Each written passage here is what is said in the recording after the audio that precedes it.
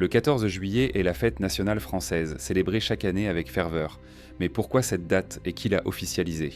Tout commence le 14 juillet 1789, quand le peuple de Paris prend d'assaut la Bastille, une prison royale symbole du pouvoir absolu.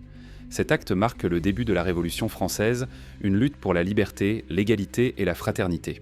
Un an plus tard, en 1790, la fête de la Fédération célèbre l'unité nationale, un moment de paix et d'espoir après des mois de tension. Cependant, ce n'est qu'en 1880, sous la Troisième République, que le 14 juillet devient officiellement fête nationale. Cette décision a été prise sous la présidence de Jules Grévy, alors président de la République, dans un contexte où la jeune République voulait affirmer ses valeurs face aux monarchistes. Le choix de cette date honore à la fois la prise de la Bastille et la fête de la Fédération, symbole à la fois de la Révolution populaire et de l'unité nationale.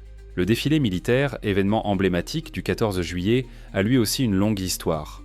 Le premier défilé officiel a eu lieu en 1880, affirmant la puissance de la République naissante.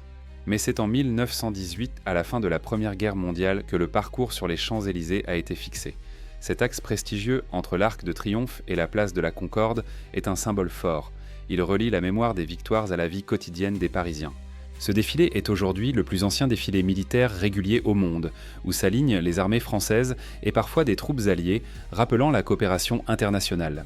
Il y a eu des interruptions, notamment pendant la Seconde Guerre mondiale, entre 1940 et 1944, lorsque la France était occupée. Mais depuis la Libération, il a lieu chaque année, un témoignage de liberté retrouvée. Pendant les guerres mondiales, le 14 juillet était aussi un symbole d'espoir.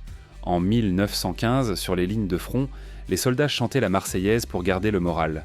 En 1944, des manifestations clandestines annonçaient la fin de l'occupation allemande.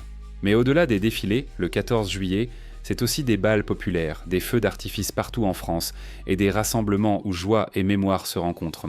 Alors, pour toi, que représente le 14 juillet? Un simple jour férié ou un moment pour célébrer l'histoire, la liberté et l'unité d'un peuple? Le 14 juillet, c'est la fête d'une nation fière de son passé et tournée vers l'avenir.